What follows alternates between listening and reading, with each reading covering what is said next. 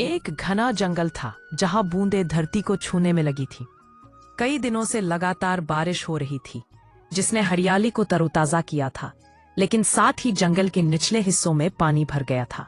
नदी ने अपने किनारे तोड़ दिए थे और उफान पर बहती जलधारा हर जीव को अपनी चपेट में लेने के लिए तैयार थी। जानवर बड़े बड़े छोटे छोटे अपनी जान बचाने के लिए इधर उधर भाग रहे थे। इस उथल पुथल के बीच एक बिच्छू, जो अपनी तेजी और चतुराई के लिए जाना जाता था, अचानक तेज बहाव में फंस गया। वह तैर नहीं पा रहा था और धीरे धीरे डूबने लगा। पानी उसके चारों ओर चक्कर लगा रहा था और उसकी आंखों में भय की चमक थी। तभी उसने पास ही एक मेंढक को पानी में आराम से तैरते देखा। मेंढक की त्वचा पर बूंदें चमक रही थी और वह अपने पैरों की ताकत से जलधारा को चीरता हुआ इस संकट से अनजान था। बिच्छू घबराकर बोला, भाई मेंढक, कृपा करके मुझे अपनी पीठ पर बैठा लो। मुझे नदी पार करा दो, वरना मैं मर जाऊंगा। मेंढक, जो तैरते हुए सजीवता का प्रतीक था, चौकन्ना हो गया। उसका दिल धड़क उठा। तू बिच्छू है, अगर तूने मुझे डंक मार दिया तो मेरी जान चली जाएगी।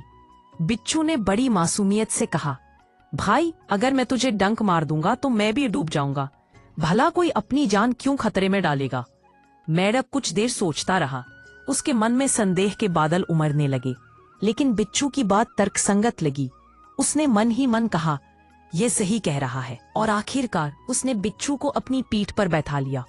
दोनों जैसे ही नदी के बीच पहुंचे, अचानक बिच्छू ने मेंढक को जोर से डंक मार दिया। दर्द से तड़पते हुए मेंढक ने पूछा, मैंने तुझ पर भरोसा किया था, फिर तूने ऐसा क्यों किया? बिच्छू ने शांत स्वर में कहा, मुझे माफ कर दो दोस्त, मैं अपनी फितरत से मजबूर हूँ। डंक मारना मेरी आदत है। कुछ ही पलों में दोनों पानी में डूब गए। पानी ने उन्हें अपने आगोश में ले लिया और जंगल के अन्य जीवों को इस दर्दनाक दृश्य से भी बेखबर रखा।